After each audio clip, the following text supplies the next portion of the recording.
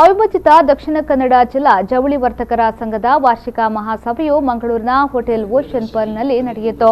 ವರ್ತಕರ ವಾರ್ಷಿಕ ಮಹಾಸಭೆಯನ್ನ ನವನೀತ್ ಕದ್ರಿ ಅವರು ದೀಪ ಬೆಳಗಿಸಿ ಉದ್ಘಾಟಿಸಿದರು.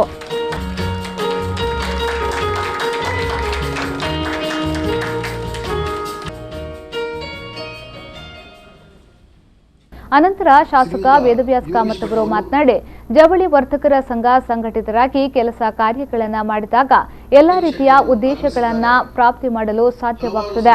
ಗ್ರಾಹಕರೊಂದಿಗೆ ಸಂಬಂಧವನ್ನ ಹೊಂದಿದ ಉದ್ದಿಮೆ ಅಂದ್ರೆ ಅದು ಜವಳಿ ಉದ್ದಿಮೆ ಸಂಸ್ಥೆ ಎಂದು ಹೇಳಿದರು. ಸಂಘಟಿತರಾಗಿದ್ರೆ ಬಹಳಷ್ಟು ಸಾಧಿಸಬಹುದು, ಅಸಂಘಟಿತರಾಗಿದ್ರೆ ಸಾಧನೆ ಮಾಡಲಿಕ್ಕೆ ಬಹಳಷ್ಟು ಕಷ್ಟ ಸಾಧ್ಯ. ಯಾವುದೇ ಸರ್ಕಾರ ಇರಬಹುದು, ಯಾವುದೇ ಜನಪ್ರತಿನಿಧಿಗಳು ಇರಬಹುದು, ಸಂಘಟಿತವಾಗಿ ಇದ್ದಂಥ ಸಂದರ್ಭದಲ್ಲಿ ಬಹಳಷ್ಟು ಕೋರಿಕೆ ಈಡೇರಿಸುವಂಥ ರೀತಿಯ ಕೆಲಸ ಕಾರ್ಯಗಳಾಗ್ತದೆ.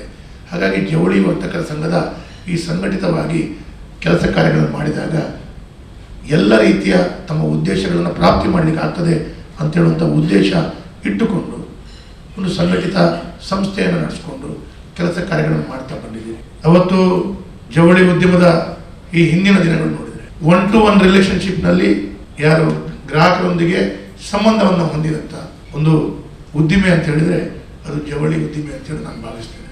ಗ್ರಾಹಕರನ್ನು ತೃಪ್ತಿಪಡಿಸಬೇಕು, ಅದರೊಂದಿಗೆ ಅವರಿಗೆ ಹೊಸತನವನ್ನು ಮೂಡಿಸಬೇಕು, ಅದರೊಂದಿಗೆ ತಮ್ಮ ಜೀವನವನ್ನು ಸಾಗಿಸಬೇಕು ಅಂತ ಹೇಳುವಂಥ ಚಿಂತನೆ ಹೊಂದಿದಂಥ ಉದ್ದಿಮೆ.